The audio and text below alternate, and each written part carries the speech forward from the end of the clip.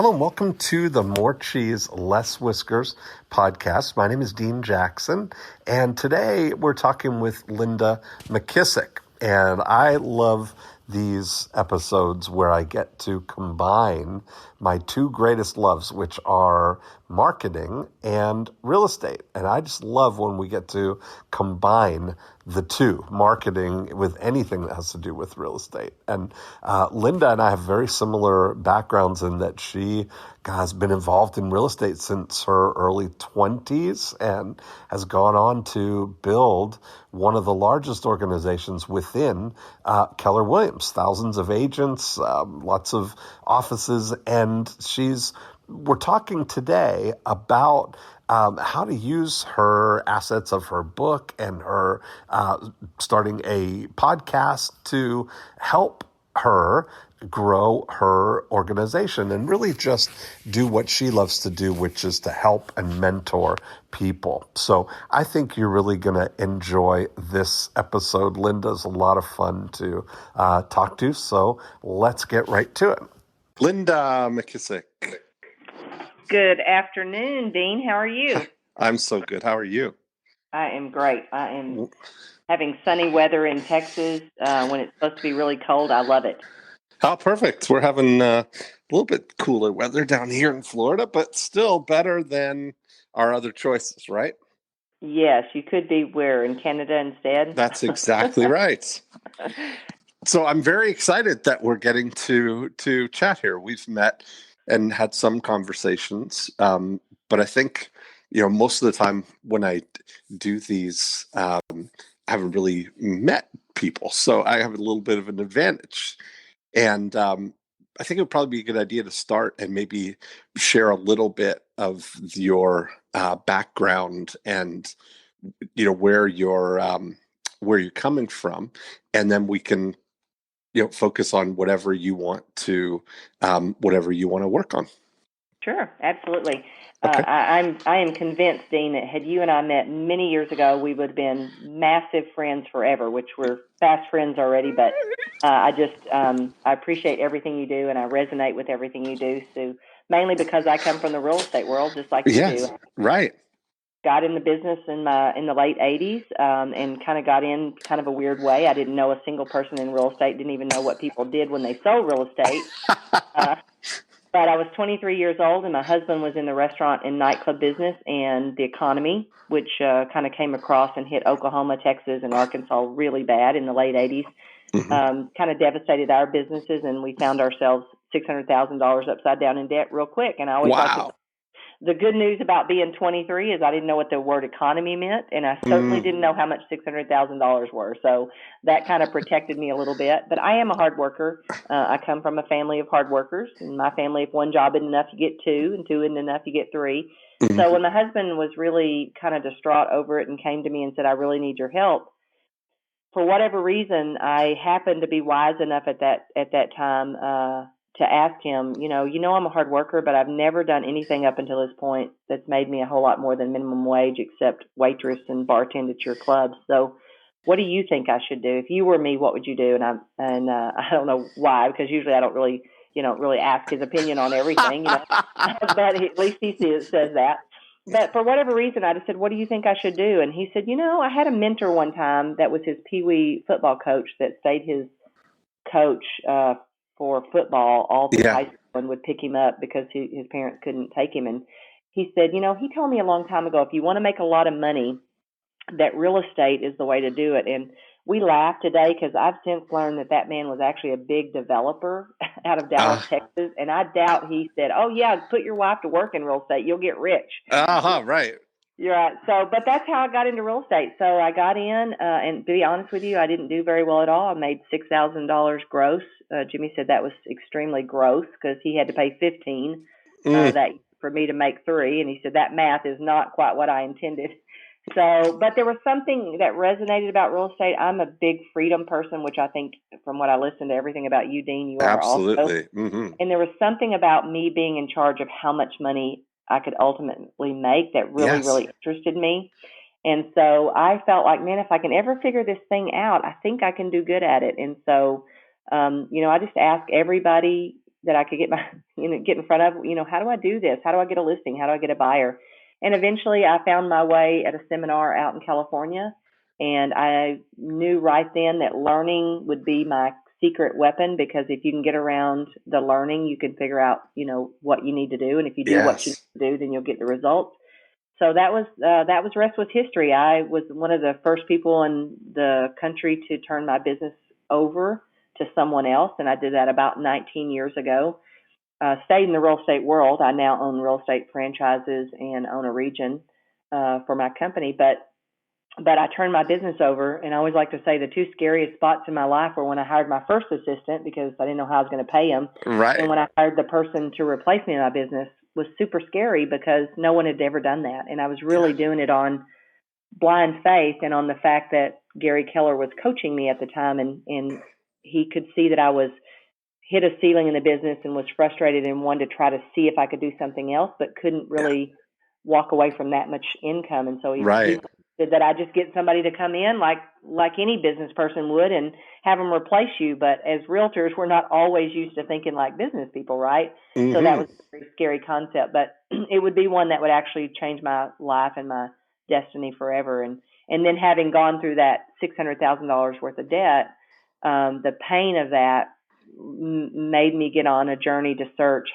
who are the people that never get in these kind of situations where their income disappears overnight. Right. Yes. Their markets, if their market is disrupted or the economy changes, they have enough streams of income that this doesn't affect them. And so that then became my new journey of figuring out how to get enough freedom, enough passive income that I could have freedom from anything that would happen. So yeah, that's kind of how I got to here today. Exactly that path.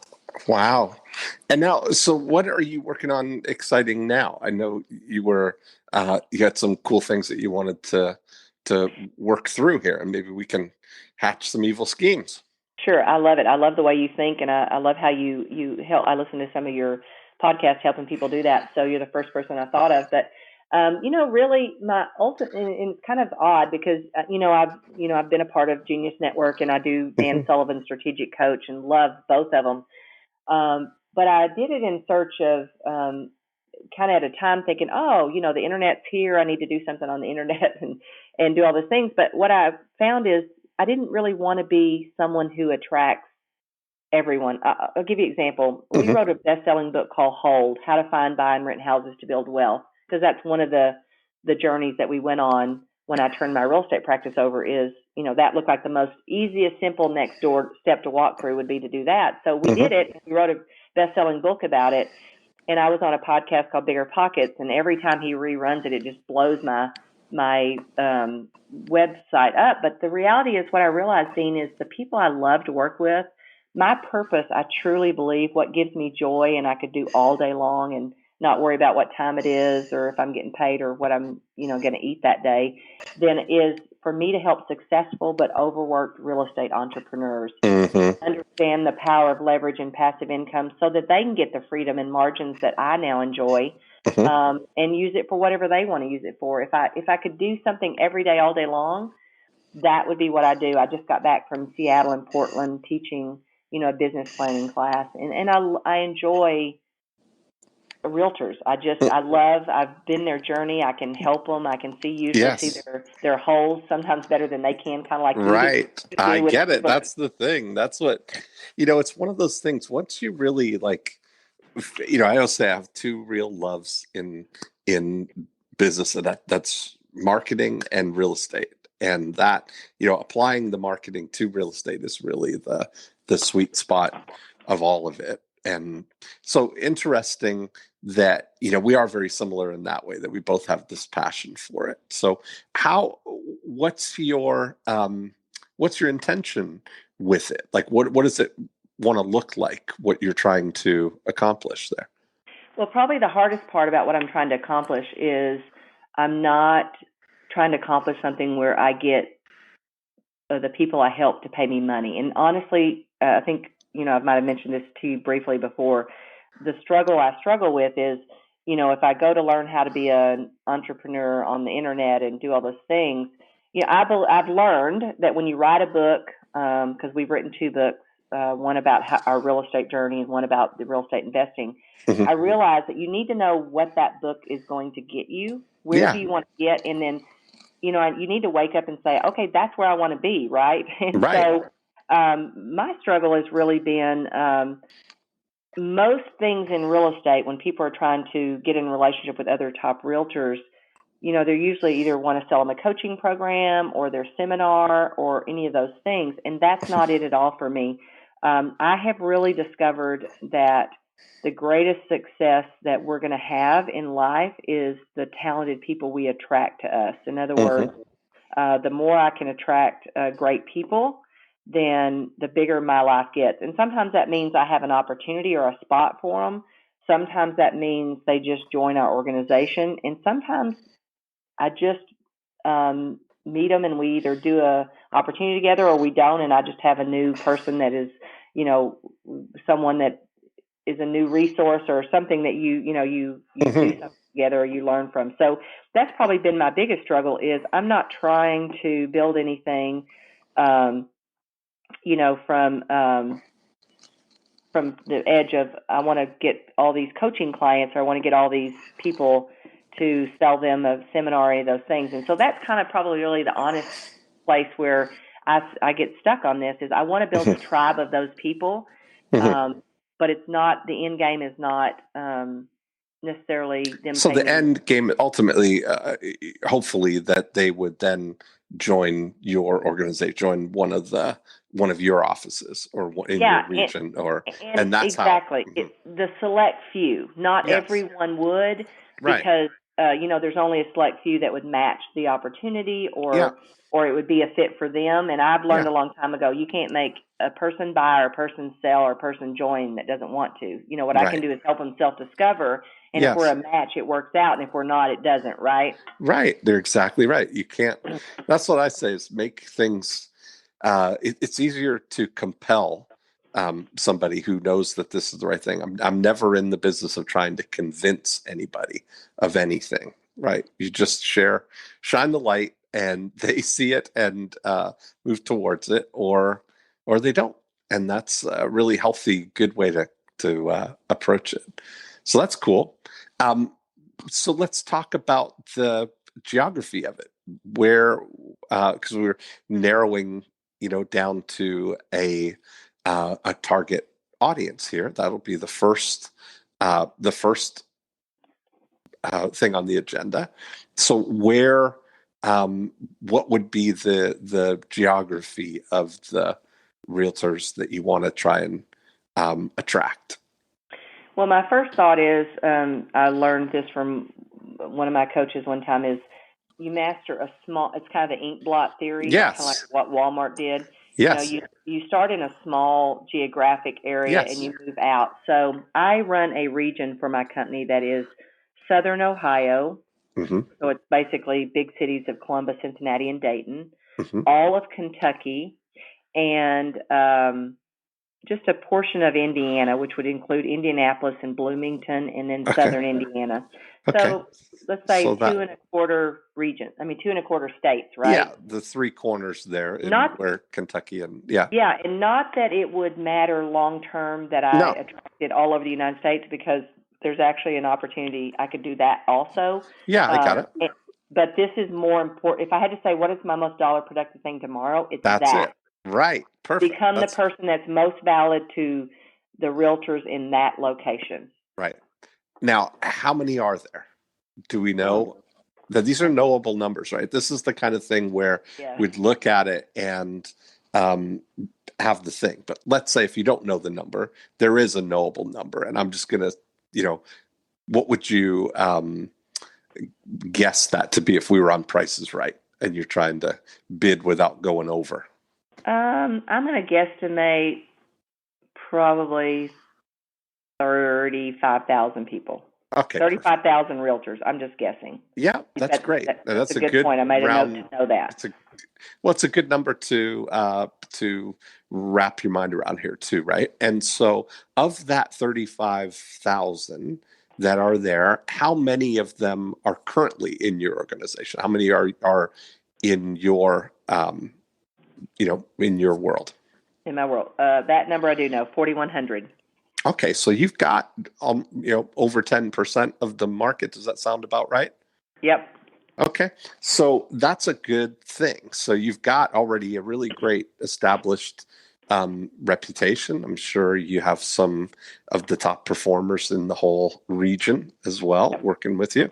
And so everybody's kind of, all eyes on that in any event. So the delta now is these 3,500 turning into the balance here, or the 4,100, sorry, the difference between that and the 35,000. That's who we're trying to attract now.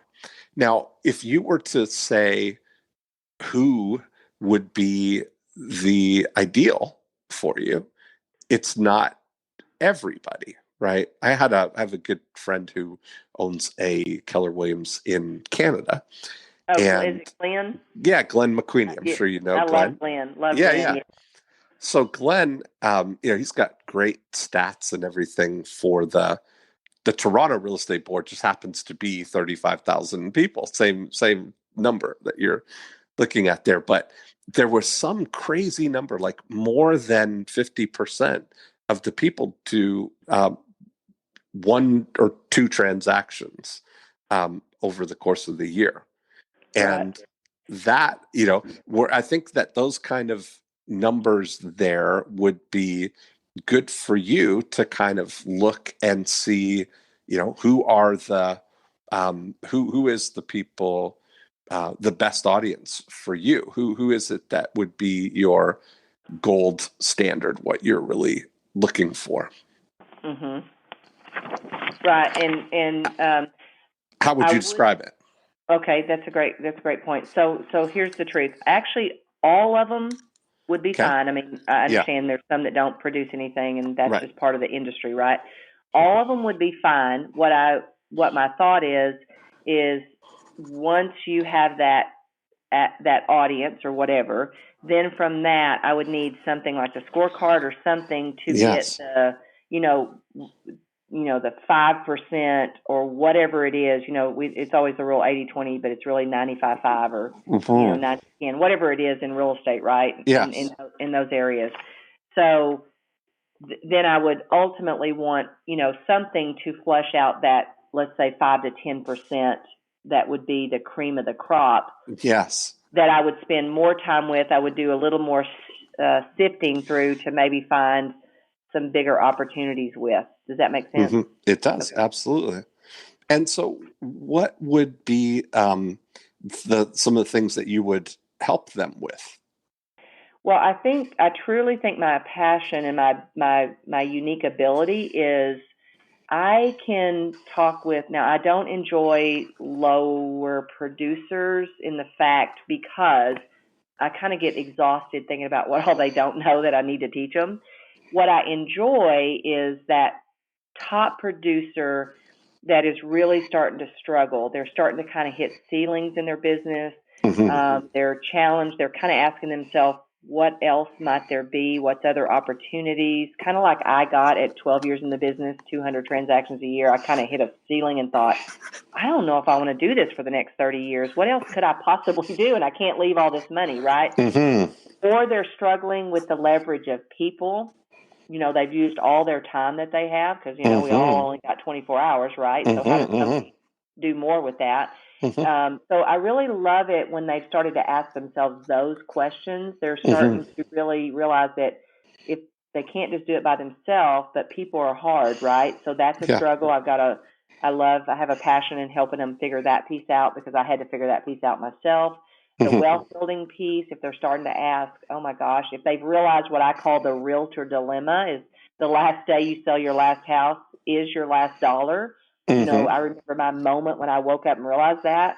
Or if they've woken up and realized, 50 more deals, 100 more deals is not going to solve all their problems. They need multiple streams of income. So anybody kind of in those categories are the cream of the crop, kind of my perfect love to spend time, love to help, and I can help them with all those issues. Does that make sense?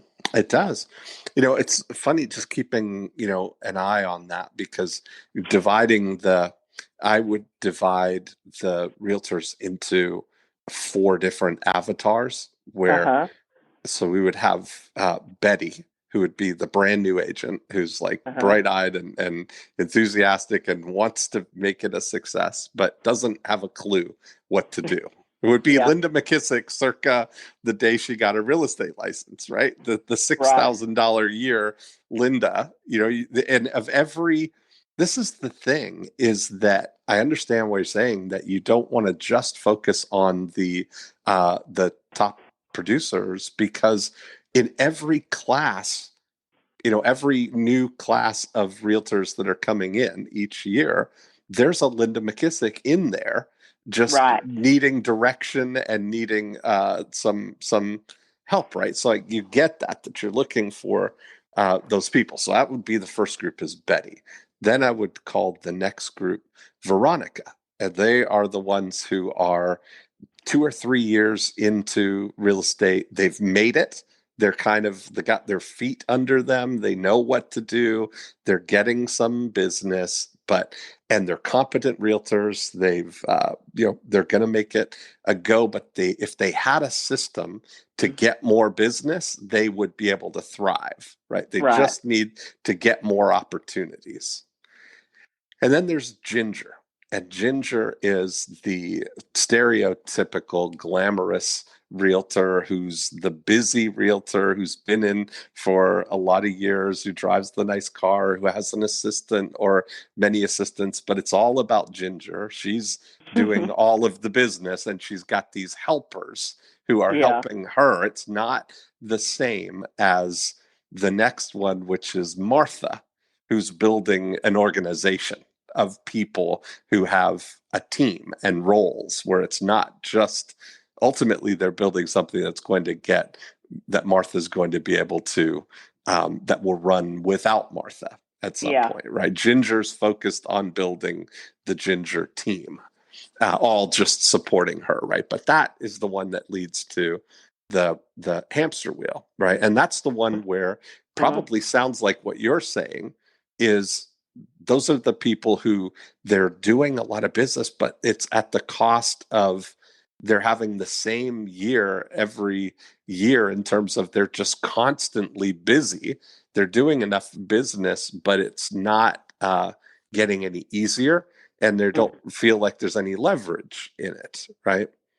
And Mhm. so that's an interesting, that's an interesting spot for me. For all the things that we've done, I've had my best successes with Veronica, taking Veronica and Mhm. giving her the systems and the stuff to turn into Martha, to build and bypass that whole going down the Ginger path of Mhm. just making themselves more busy with help, you know? And Right. so that's been an interesting um, focus there. So if you could say, uh, with those people, what is it that you would do? How would you help them, and what would you, um, what kind of um, protocol would you teach them, or how would it work? Yeah. Okay. So yeah, Ginger and Martha would definitely be my Mm-hmm. category. Martha being my first choice, and Ginger would be a little frustrating, but I would probably eventually break through to her that if you just play your life out 20 years from now, how much longer do you think you can do this, right? Right, Like this. right. But both of those two would be in my category. So the first thing would be a conversation. You Mm-hmm. know, to because I think every relationship starts if with validity. So Yeah. my expertise, what I've done along the way, what I've lived through, all that stuff, when I can communicate with some of these people very quickly, they can see the validity. And so just depending on the person, usually what I'm going to do is I'm going to see, are they somebody who is extremely talented that's kind of looking for what have they lived their life for next Mm-hmm. in an opportunity, and I may look inside my organization and see where that opportunity is. So maybe it's leading we have 6 franchises, so it might be leading one of my franchises. Um, It might be another role inside that franchise. It might be an operating principal, which is somebody who oversees, that whole business and organization. So, I also know who the, kind of perfect avatar for each of these roles are. For example, I'm behaviorally matched. I could go and be an operating principal, but I could never be a team leader in our system because you have to wake up every day and be kind of not really a cheerleader because they do more than that, but you know how a cheerleader loves people and people give them energy. That is what they have, and I don't have that. I'm lower sociability, so that would drain me on a daily basis, right? Right. So depending on who the person is and what they've lived their life like and how, what they've really earned the right for, because, opportunities are earned and they're proven by what you've done before that opportunity. So I would look at them and try to figure out where's that next opportunity or next natural door or where their hole is. So it might be as simple as, I kind of just help them understand some of their holes a little bit better, and then help them see that if they dropped into our model and our system, maybe it's training they need, and we offer that training to build that better team that can replace you, not just support you. Maybe it's helping them understand that building another stream of income is super important. So how do they do that? What are their options to do that? So, and then, everybody would have a place. Some people might just be, they join one of our market centers and they plug into all the training that we have, right? That they need on a regular basis to help them do their business, or the environment of just other people being in an office that help each other win. So much of people's success, usually people will go figure out the answers, but it really helps if you're in an environment that doesn't feel like you have to lose for them to win. I remember early on in my career, a couple of the offices I was at, nobody helped anybody because they thought, well, if I help you, I'm going to do first. And I hated that, So our environment is one that we help each other. And so that takes people so far. I still think you need systems and training and all those kind of things. But, maybe that's what they're looking for. Maybe that's what they're interested in. Right. When I joined and when I came over to this model and system, I was just sick of someone getting in my way of building a brand. I really felt like if they just got out of my way and let me build my brand as big as I could. Yes. But they felt like they were the brand. So sometimes, it's different. I was paying them an extra $80,000 I shouldn't pay them a year, but that wasn't my biggest hole at the time. I wasn't paying attention to that. I was paying attention to, I know how to build a big brand. We're in Denton, Texas. When people think of real estate, they think of me, but I kept running up against obstacles. So, everybody's going to be different, but it would be somewhere in our organization, and the cream of the crop would be people that I would take and really take them on a journey very similar to the one I've taken so that they can wind up with a super big life and multiple streams of income. Yeah. Well, how many of the 35,000 people know who you are? Probably not a lot of them. And that is my number one goal, is to try to become valid to them. So I'm going to tell you, well, I hope the 4,100 do. Right. I hope the 4,100. I hope we got 4,100 and maybe a few more. There's old lady McKissack. There she is. That's right. Yeah, exactly. Well, it's funny because there are others, because there are actually people that have picked up our hold book. I had one of my team leaders line me up with a top agent a few months ago, and the team leader said, I was so shocked when he said yes so quick for the appointment, and come to find out, the reason he said yes is he said, I listened to your Bigger Pockets podcast and I read your book, Hold, and I was dying to meet with you. So maybe a few that have found our Presentation Mastery for Realtors book or our Hold book, maybe a few of those that have accidentally done that on their own. But I'm going to tell you, I wouldn't venture a whole lot more than the 4,100 we have, but maybe a few. Okay. And is this something that that you can get the 4,100 aligned with helping introduce you to these people too? Or is this something that you're thinking outside of that and you're going to bring them the other way? Yeah, I think if that would have happened, it would have already, they have avenues to do that. Like if I go into the area and I teach then they will. What I would like to do is kind of go around it and make it easier even for them to do that. Does that make sense? Yeah, I mean, I got it. where I've done whatever here's what I'm a modeler. I believe in modeling. I'm Yeah. not a super creative person, so I'm not going to be the one to go invent all the stuff you've created, Dean, but I can model and copy anything. And I look at someone like Gary Keller, and, when he originally just set out to say, what is the one thing he could do, hence his book, The One Thing, right? Mm-hmm. The one thing he could do to really help the organization grow. They wrote 100 things on a flip chart board, and of the 100 things, they settled on him writing a book, and that's where he wrote the Millionaire Real Estate Agent book. Yes. Uh-huh. And it gave him validity and made his name known, and it helped all of us. I used his book to go open the door to people for me. Yeah. So I know that this will make them be able to do it easier. Yes. But I would like to go around and make it easier for them to do. Yes, I get it. So part of that then, now we've got these 35,000, and those are easy to identify. We can target those. We get a list of them. You can, get through direct mail or through Facebook, even to get to all of them. Now, it just becomes a matter of what's the path that we want them to go on. How do you see this looking? Like, what do you envision that you want to work and talk to people one-on-one, or do you want to do big trainings with hundreds of people, or do you want to do, an intimate group of 12 people in a boardroom setting? What would be the thing that you would really enjoy? Okay, so and I've learned a lot about that over the years, by trying certain things that I just didn't enjoy. So so I would say probably my goal is I do love training, and those can be set up, and my goal is to continue to do those, but have those become easier to get people to bring people to, as I've done the back work of getting my name known. So I have about 2,000 books of the presentation mastery for realtors. And to be honest with you, we need to rewrite the technology part of it. Okay. So we're probably going to do that, but I need to get the 2,000 out. And so my goal is, and I put a sticker because I listen to all you guys. Yes. A sticker on the front that will send them to a thing to take a message. Mm-hmm.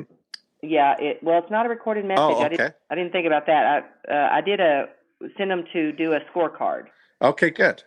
Yeah, so I did that, and we haven't gotten them out yet because I'm kind of waiting to do this whole plan out before I'm ready, fire, aim. So I'm already firing, but I thought I better get some more guidance on this first.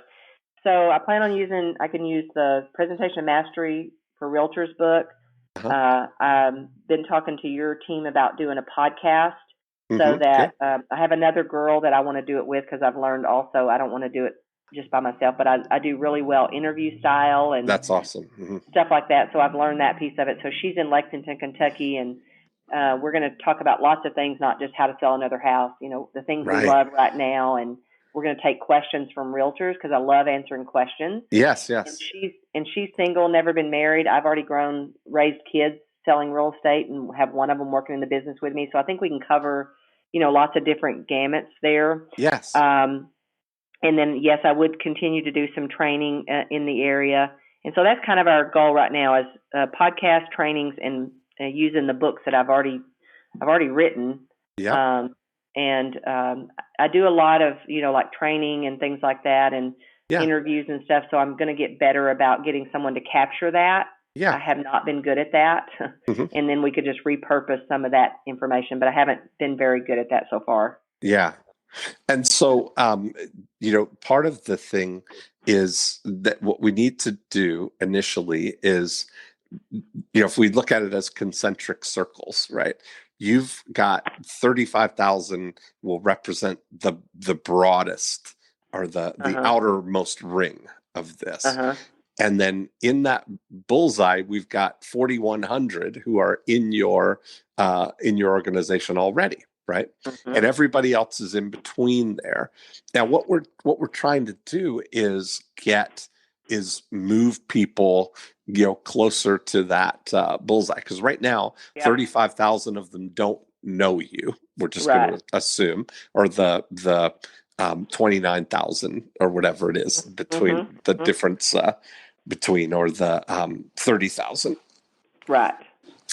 And so the 30,000, our goal, the first thing is that we turn those sort of invisible prospects, or, unknown prospects, into known prospects. So part of it, that's why a book really is an easy thing to start with, by offering somebody a free book as a way to find somebody who is sort of leaning forward on the idea of, oh, I'd really like to learn presentation mastery skills.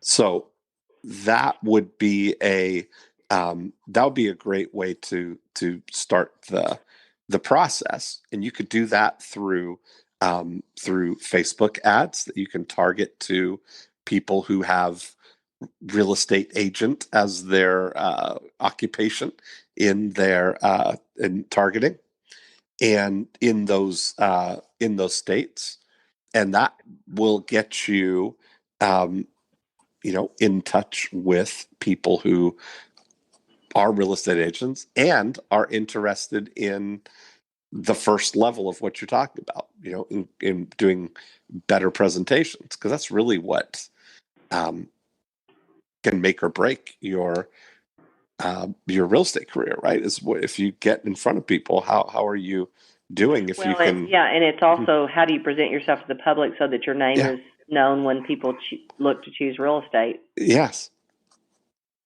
Perfect. So that is that would be a really easy first step for you, is getting, just running some Facebook ads specifically targeted to those people. And, the ads can be very simple. I mean, I run those for my listing agent lifestyle book. And I just run, it's a picture of the book on a desk with a cup of coffee and a computer, but it's just basically the cover of the book. And those words resonate with the person that I really want to be in conversation with, right? So I want to be around the person who wants to build a listing-centric business, right? And so that attracts the right people. And so your message of presentation mastery is really going to, that's going to resonate with the right people for you. So now, if we can let's say that we can run those and you can get people to download the book and leave their name and their email address, I always look at this, that'd be Profit Activator 2, right? So we're working our way through Profit Activator 1. We've selected the 30,000 realtors that are not already in your organization, that live in those states that you have a presence. Profit Activator 2, we're going to run Facebook ads offering them a free book that they can download. Then that now puts them right into Profit Activator 3, where we're going to educate and motivate them. And that now is the place where you're going to start building this relationship with them, right? Because now everybody talks about this idea of know you, like you, trust you. But they read it as one thing, right? Know you, like you, trust you, to kind of say it fast. But the reality is that it's a journey, and going from someone who doesn't know you to someone who knows you is a big jump. And so we can celebrate that. And it's okay that we stop right there for now. And then we continue to educate, communicate with them so that they like you. And by like, I mean that you resonate with them, right? Like, not in the, 8th grade, oh, I like you kind of way, but popularity, but in the, I like what she's saying.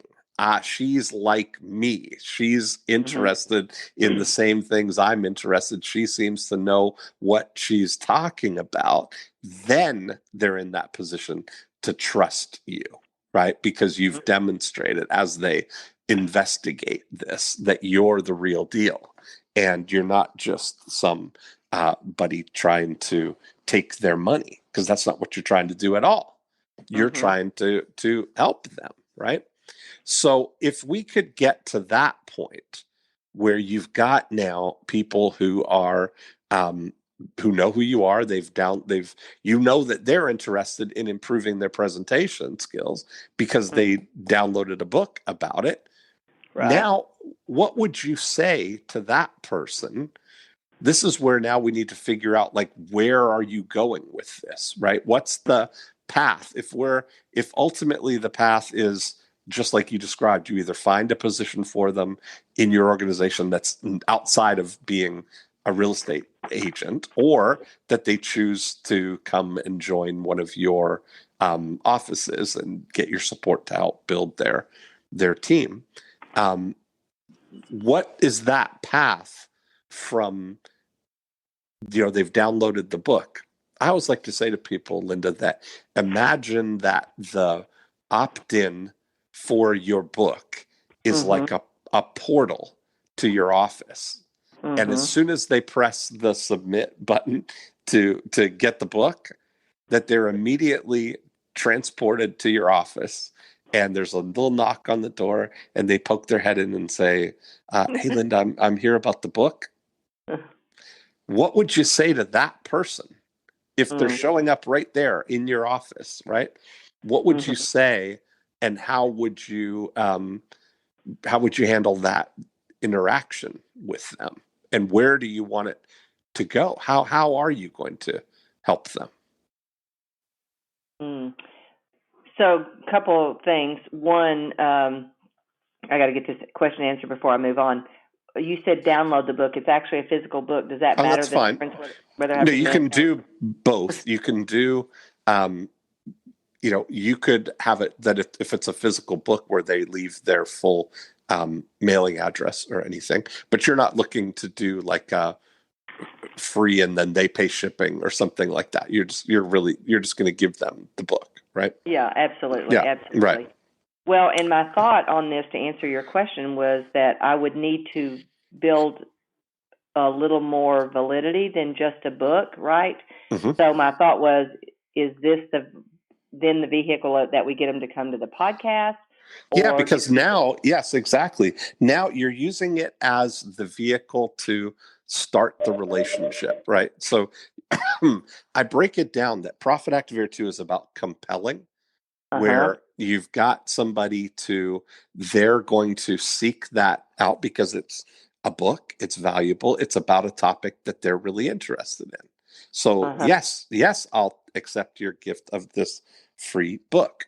Now, once they do that, now it's about educating them and giving them, we can now introduce them into Linda World, right? All the ways that everything you've got set up. So my, the way I do it with Listing Agent Lifestyle is I've got a podcast that I do every week. That's the same, that educates them.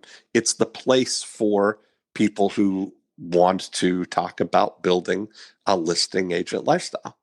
And all of that is to lead people to gogoagent.com, where I'm building the community of people who are building this listing agent lifestyle, and I'm giving them the tools and the programs and how to get listings, how to find buyers, how to multiply their listings, how to get referrals, how to convert leads.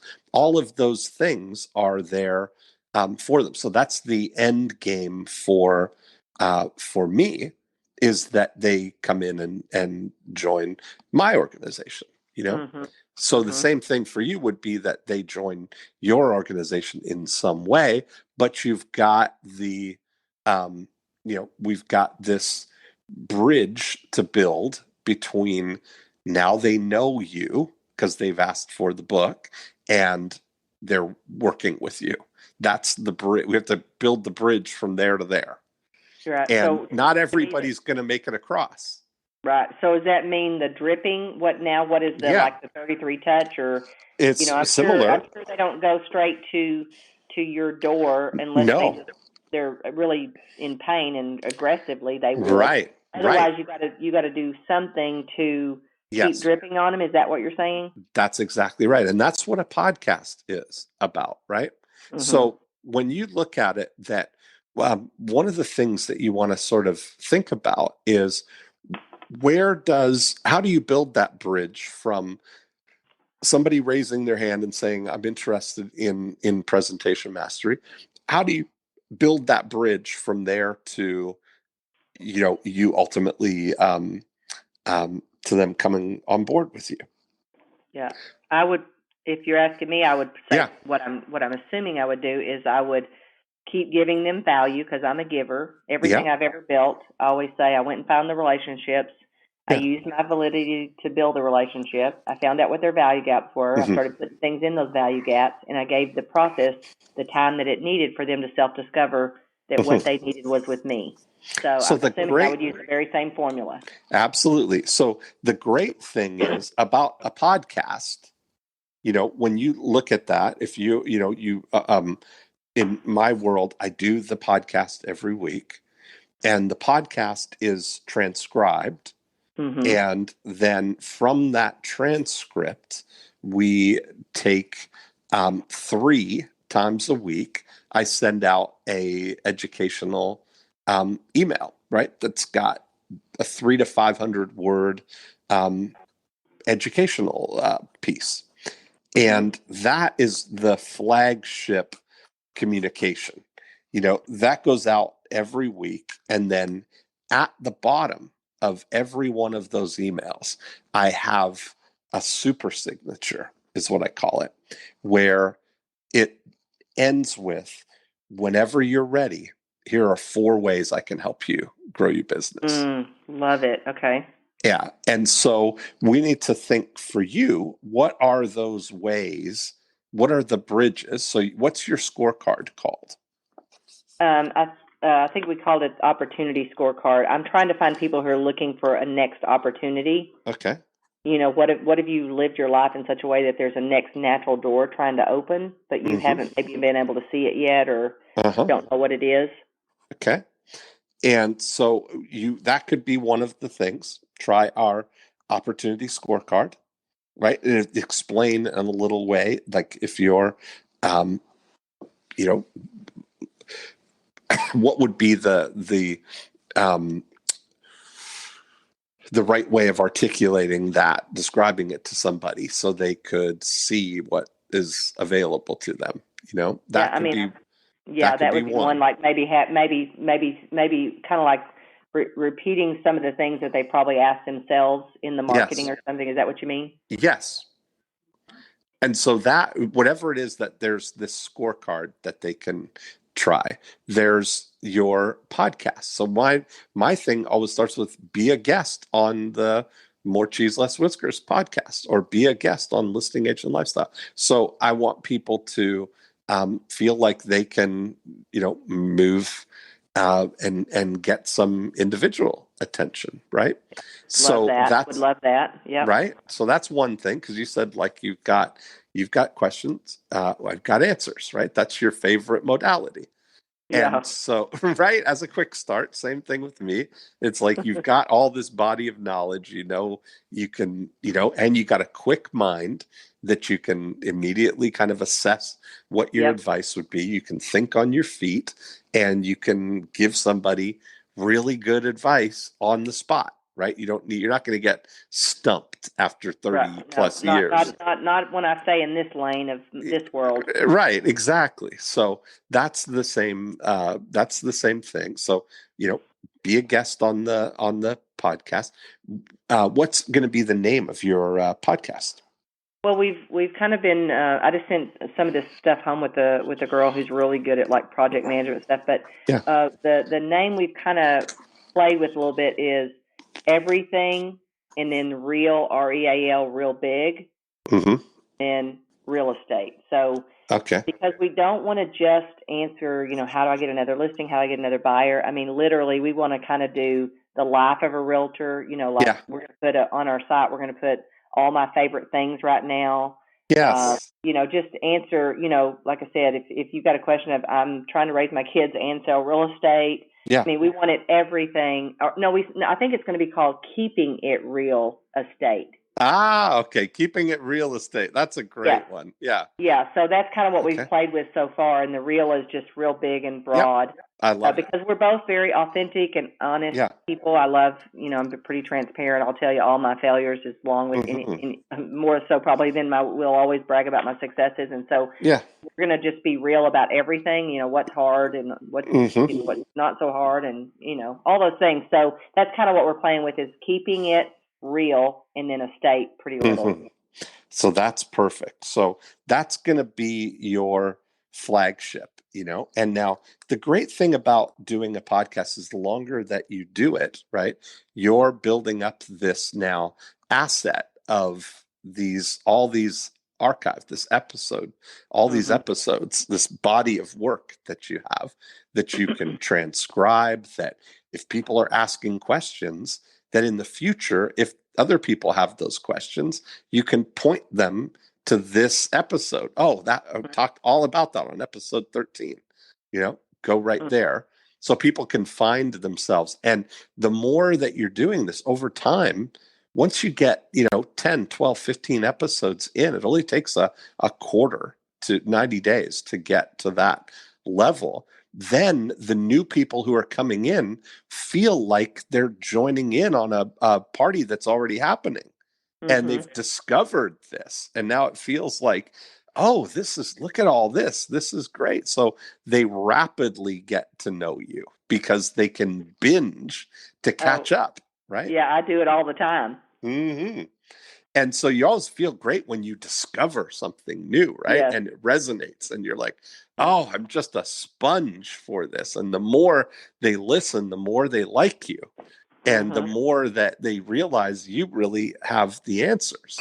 And then you can direct that attention and trust in a direction that is going to move them towards taking next steps, whatever that may be for you, right? So if it's be a guest on the show, see where you're at with our opportunity scorecard, or join, do you have if you were to do local training, join us for a presentation workshop, where you maybe once a month you do something, because everybody's very local. So maybe it's once a month you do something where they can join you for a live training. Yeah, and all of these kind of feed each other, because then the live training feeds the fact that they want to listen to more of the podcast. The podcast convinces them that they want to go to the live training. That's it. Yeah, all of this gets better and easier the more you do it. Yeah. And then you've got to let people know that what the opportunities are with, to continue working with you, So if it's like join our team, or if it's, positions that are available, opportunities within your organization, or whatever it is, just to kind of presence those things, Yeah, so I could have at the bottom, like in my signature, I could say, where they go to if they want to ask a question, if they want a 15-minute, 30-minute consultation. Yes. Whatever. And, if you're interested in learning when we're going to be training in your area, we could have a place that they sign up for that. Well, they already, I would assume that once they sign up for something, it's your you're already letting them know. You're gonna let them know. Yeah, they've already signed up for that. So I would, in that super signature, is like, join us for a live training and have the next 4 trainings that you're doing there. Yeah, and then even having if you're interested in an opportunity, in one of these opportunities, even sounds like you put everything that you offer out there, and then you see who decides they want what. I do. And, one of the things that's great is you can send these, I call them 9-word emails, or you can send these short personal emails that when you're saying in Cincinnati, for instance, you might be able to send to everybody, around Cincinnati and say, hey, Linda, I'm doing a live training in Cincinnati on next month or next week or whatever, and we're going to talk about this, and this. Would you like to join us? Mm-hmm. I think through Infusionsoft, I can separate them like that if I need to. Yes, of course.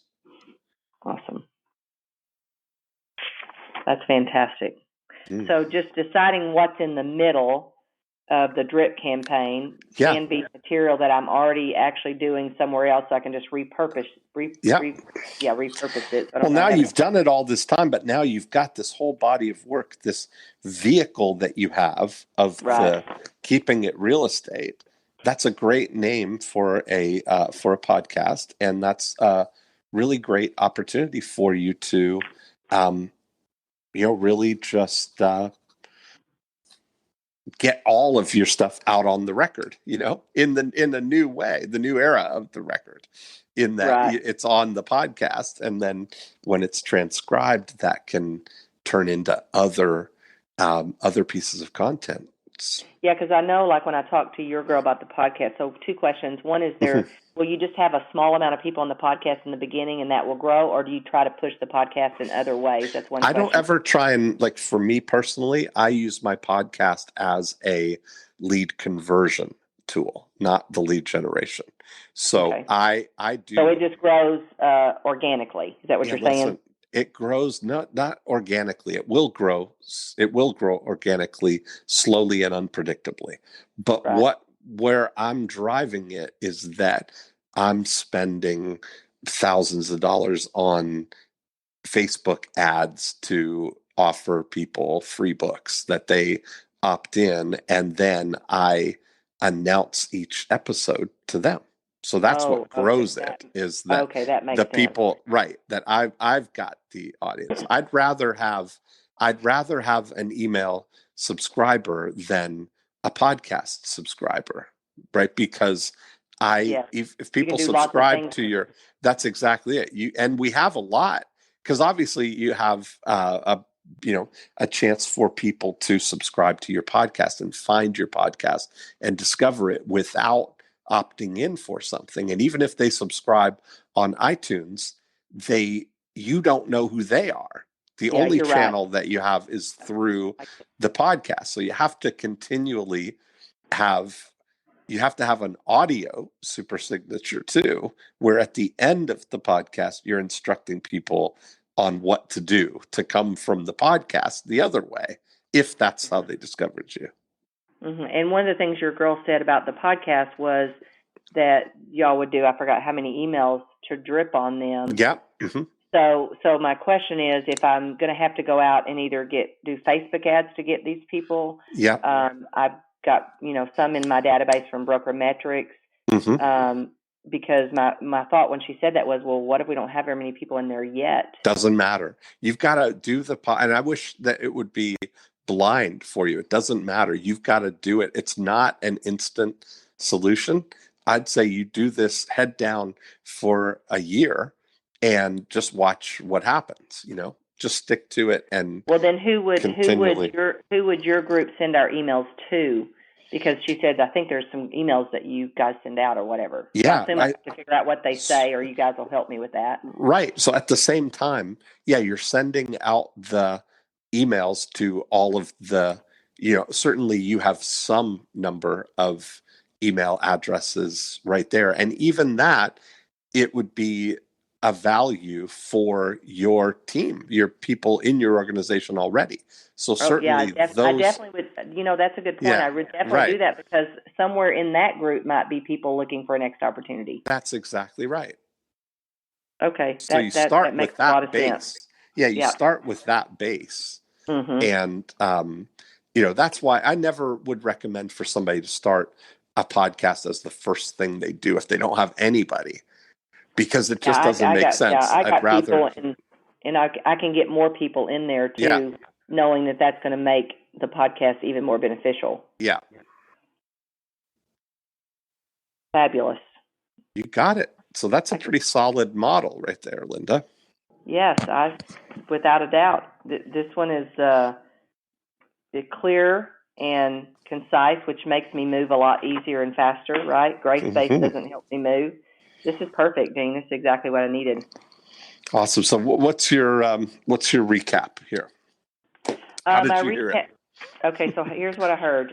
What I heard is, I need to use the things that I have, which are books and the podcast that we're putting together. Mm-hmm. And I know what my target audience is. I mean, what's the broadest amount I have is 35, 40. I'll actually find out that number. Mm-hmm. I'm also going to include the number of 4,100 that I already have, because inside there are maybe some great people I need to get to know better and be more valid to. Mm-hmm. I also know I can use the scorecard to help from those 35 shuffle out the few cream of the crop that I'm looking for. And, I'm very clear that my avatar is Ginger and Martha and not Veronica. Mm-hmm. Although Veronica will get value, and Veronica might become a Ginger or Martha. That's right. And I'm going to do Facebook ads to get people to take the book. I was about to send the book out, so I'm really glad I talked to you first. Mm-hmm. I'm going to not do that. I'm going to now, I was sending it out with a letter. I was just going to send them the book. That won't, with a sticker on the front. I'm not doing that. I'm going to do Facebook ads. And I'm going to specifically do the 3 states that I have, so that I don't wind up with, the other, million realtors that are out there. Exactly. Right. Asking me for the book when I only got 2,000, and that's right. Real. And by the way, someday I might move out to the rest of the group, but right now this is the target audience I want. Yep. And I'm going to look for, when I do these podcasts, to get the transcriptions and repurpose that information. Mm-hmm. I'm going to, work with the group I have and make that database as big as these are all things I know, because this is how you build your real estate business. You got to have a database. You got to keep feeding it every day. Now I've got even more of a sense of urgency to feed it. Mm-hmm. And then I'm going to educate and motivate, and I'm going to put a signature at the bottom on all the different ways that they can work with me. Mm-hmm. And I love it. I think did I miss anything? No, I think you're doing great. That's a surefire plan. Yep, without a doubt. It's I think we hatched us an evil scheme right there. We hatched a real good evil scheme. I knew you were the man to do that with. You got that kind of as your unique ability, right? That's awesome. Well, I really enjoyed that. That went fast.